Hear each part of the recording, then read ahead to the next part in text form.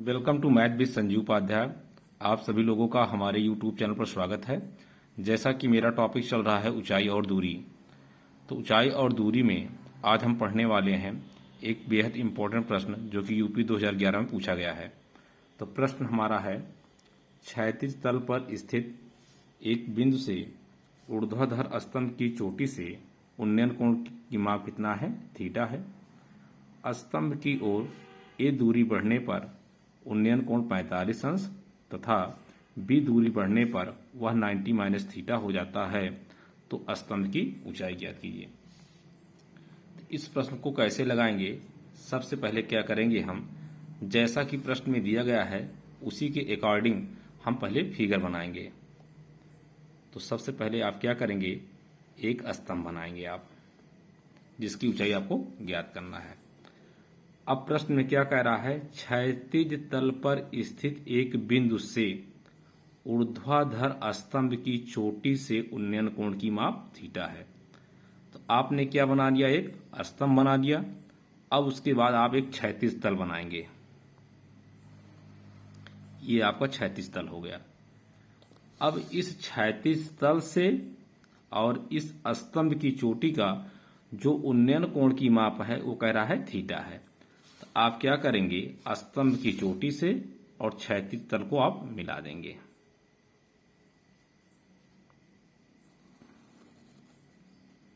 मिलाने के बाद आपसे प्रश्न में कह रहा है कि ये उन्नयन कोण कितना बना रहा है? थीटा। तो आप उन्नयन कोण दिखा देंगे थीटा। फिर आगे क्या है, आगे है स्तंभ की ओर ए दूरी बढ़ने पर। तो स्तंभ हमारा यहां पर है, तो कहने का मतलब हम यहां से स्तंभ की ओर जाएंगे। लगभग हम ए यहां तक मान लेंगे कि हमने यहां से यहां तक ए दूरी तय किया, और ए दूरी बढ़ने पर उन्नयन कोण का माप कितना हो जाता है? 45 अंश। इसका मतलब हम यहां से स्तंभ की ओर जा रहे हैं और यहां से यहां तक हमने दूरी कितना तय किया? ए दूरी तय किया। तब इसका उन्नयन कोण कितना हो जाता है? 45 अंश। तो इसका मतलब हम इस बिंदु से जब इस बिंदु पर पहुंचे तब हमारा उन्नयन कोण कितना हो जाता है? 45 अंश। अब आप इस बिंदु पर दिखा देंगे उन्नयन कोण 45 अंश। तो यहां से यहां तक की दूरी कितनी हो गई? ए हो गई। फिर आगे क्या कह रहा है, तथा बी दूरी बढ़ने पर वह 90 माइनस थीटा हो जाता है। अब आप यहां से फिर स्तंभ की ओर चलेंगे। मान लीजिए आप यहां तक गए, तो यहां से यहां तक जो दूरी तय किया आपने, वो कितना दूरी तय किया? बी दूरी तय किया। बी दूरी तय करने के बाद अब इसका उन्नयन कोण कितना हो जाता है? 90 माइनस थीटा। तो अब आप करेंगे, इस बिंदु पर आप मिलाएंगे और इसका उन्नयन कोण कितना दिखाएंगे आप? 90 माइनस थीटा। और इसका उन्नयन कोण कितना बन रहा है? 45 अंश। ठीक। अब आगे क्या है, आपको बताना है स्तंभ की ऊंचाई। तो स्तंभ का नाम हम दे देते हैं कि ए बी स्तंभ है, और इस बिंदु को दे देंगे सी, इस बिंदु को दे देंगे डी, और इस बिंदु को दे देंगे ई। इस तरह हमारा फिगर एक क्या हो गया? कंप्लीट हो गया। अब हम चित्र में स्तंभ की ऊंचाई h मीटर मानकर इसको हम चित्र में दिखा देंगे। तो स्तंभ की हमारी ऊंचाई कितनी हो गई? h metre. अब आपको करना क्या है, आपको स्तंभ की ऊंचाई बताना है। तो जैसा जैसा आपने फिगर में किया है सेम चीज पहले आप लिखकर दर्शा देंगे।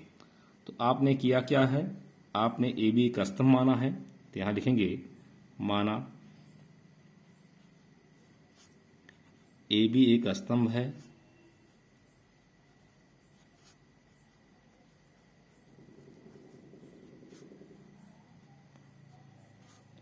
जिसकी ऊंचाई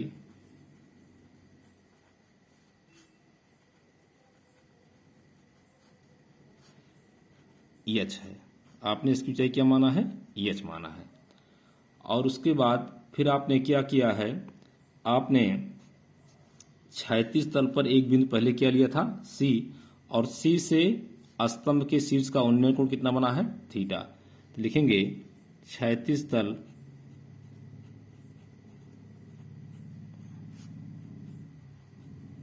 तल पर स्थित बिंदु C से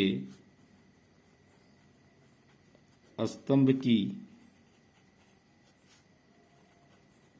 चोटी का उन्नयन कोण कितना है? थीटा। फिर आपने क्या किया, अब आप C से स्तंभ की ओर बढ़े और कहां तक गए आप? D तक। मान लीजिए आप C से D तक गए, कहने का मतलब आप A दूरी बढ़े, तब इसका उन्नयन कोण कितना हो गया? 45 अंश। तो आप लिखेंगे बिंदु C से A दूरी बढ़ने पर स्तंभ की चोटी का उन्नयन कोण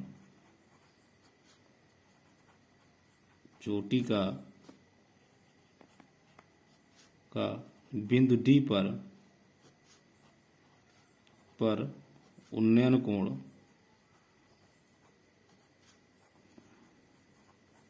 कितना है? 45 अंश। आप देख रहे हैं जैसे ही आप स्तंभ की ओर D दूरी C से D पे पहुंचे, अर्थात A दूरी बढ़े, तब इसका उन्नयन कोण कितना हो गया? 45 अंश।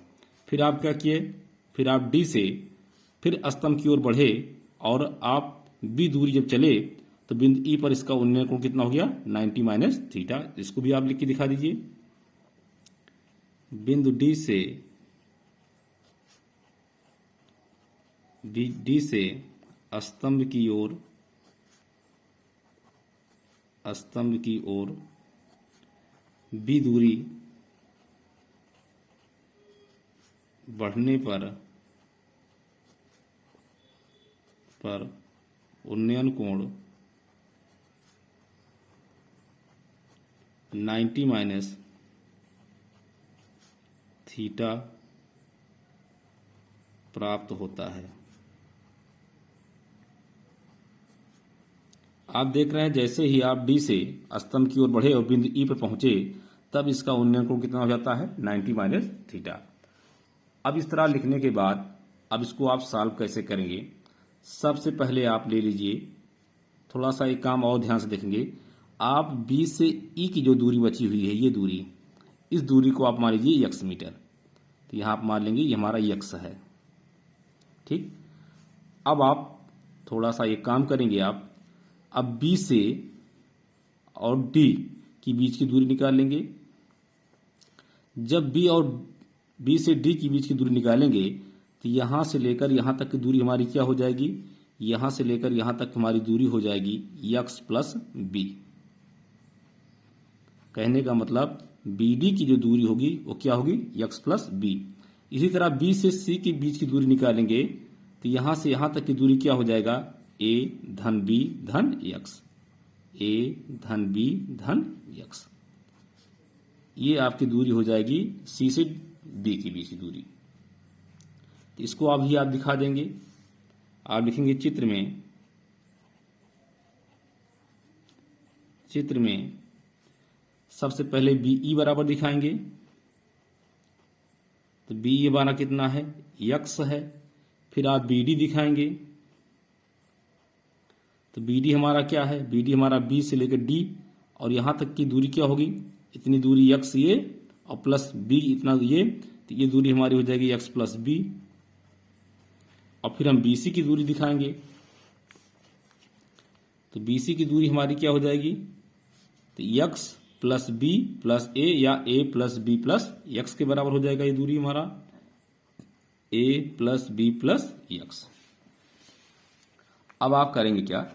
इसको सॉल्व करने के लिए सबसे पहले आप त्रिभुज ले लेंगे ABE। आप लिखेंगे समकोण त्रिभुज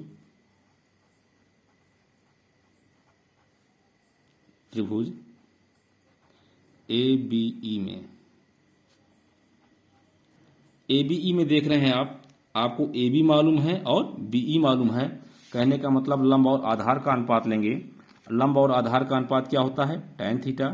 तो आपका tan थीटा बराबर हो जाएगा, लंब है आपका AB और आधार क्या है, BE। और कोण क्या बन रहा है आपका, 90 माइनस थीटा बन रहा है। तो tan थीटा के स्थान पर आप रख देंगे 90 माइनस थीटा, और AB की माप है H, तो H दिखा देंगे, बटे BE की माप कितना है, X, तो X दिखा देंगे। इस तरह आप देखेंगे कि tan 90 माइनस थीटा क्या होता है, तो त्रिकोणमितीय अनुपात से tan 90 माइनस थीटा आपका होता है cot थीटा, तो ये cot थीटा दिखा देंगे, और बराबर किसके है, H बटे X के। इस तरह cot थीटा का मान आपको प्राप्त हो गया H बटे X। इसको आप मान लेंगे समीकरण 1। ये आपका त्रिभुज ABE से एक संबंध निकला। अब अगली बार क्या लेंगे, अब आप ले लेंगे त्रिभुज ABD। अब लिखेंगे, अब समकोण त्रिभुज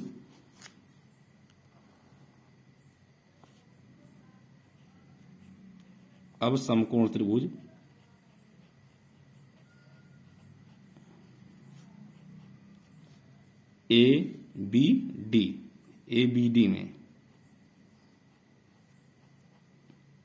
तो आप ABD में देखेंगे तो लंब आपका क्या है, AB, और आधार क्या है, BD। तो आप लंब और आधार का अनुपात लेंगे तो क्या मिलेगा आपको, tan थीटा। तो tan थीटा बराबर हो जाएगा, लंब आपका है AB और आधार क्या है, BD। तो त्रिभुज ABD में लंब आपको AB मिला और आधार क्या मिला, BD। अब आप देख रहे हैं यहां पर कोण कितना बन रहा है, 45 अंश। त्रिभुज ABD के लिए कोण कितना है, 45 अंश। तो आप tan और थीटा के स्थान पर क्या रखेंगे, आप 45 अंश। AB की माप देख रहे हैं आप कितना है, H, तो H रख दीजिए। अब बटे BD की माप देख रहे हैं कितना है, B प्लस X है या X प्लस B, तो आप X प्लस B रख देंगे। अब इसको आप सॉल्व करेंगे तो आप जानते हैं त्रिकोणमितीय सारणी से tan 45 का मान कितना होता है, 1 होता है, तो यहाँ 1 रख देंगे, और बराबर है H बटे X प्लस B। अब आप इसका बटा 1 मानकर तिर्यक गुणा लगा देंगे। इस तरह आपको मिलेगा H एकन्नम H बराबर X plus B एकन्नम X plus B। इसको आप मान लेंगे समीकरण हमारा क्या है, ये 2 है। अब आप एक काम यहाँ से कर लेंगे, यहीं से आप X का मान निकालेंगे तो B इधर आ जाएगा। कहने का मतलब X बराबर निकालेंगे तो मिल जाएगा आपको H माइनस B। इसको हम मान लेंगे, ये इक्वेशन हमारा क्या है, 3rd है, जिसका यूज आगे होगा। तो आप देख रहे हैं कि त्रिभुज ABD से आपने संबंध प्राप्त किया, H बराबर X प्लस B और X बराबर H माइनस B। अब आप लास्ट में क्या करेंगे, अब आप सबसे बड़ा त्रिभुज ले लेंगे, त्रिभुज ABC। तो यहां लिखेंगे, अब समकोण त्रिभुज ABC में, आप ABC में देखेंगे तो हमारा लंब क्या है, AB, और आधार क्या है, BC। और लंब और आधार का कॉम्बिनेशन हमारा क्या बनता है, tan थीटा। तो यहाँ लिखेंगे tan थीटा बराबर लंब हमारा है AB और आधार हमारा क्या है, BC। तो लंब के स्थान पर AB रखेंगे और आधार का स्थान पर क्या रखेंगे, BC। और इसके लिए आप देख रहे हैं कोण क्या बन रहा है, थीटा, तो आप tan थीटा ही रखेंगे आप। और AB का माप कितना है, H, तो H रखेंगे आप। लेकिन BC का मान क्या है, तो BC आप देख रहे हैं, BC यहां से लेकर यहां तक की दूरी क्या निकाला हमने, A धन B धन X। तो आप BC के स्थान पर रखेंगे A धन B धन X। इस तरह आप tan थीटा बराबर आपने क्या पाया, H बटे A धन B धन X। इसको आप मान लेंगे हमारा क्या है, समीकरण 4। अब आप क्या करेंगे, समीकरण 1 और समीकरण 4 की सहायता से हम किसका मान निकालेंगे, स्तंभ की ऊंचाई। कैसे निकालेंगे, इसको निकालने के लिए आप क्या करेंगे, समीकरण 1 और 4 का आपस में गुणा कर देंगे। तो यहां लिखेंगे समीकरण 1 व 4 का गुणा करने पर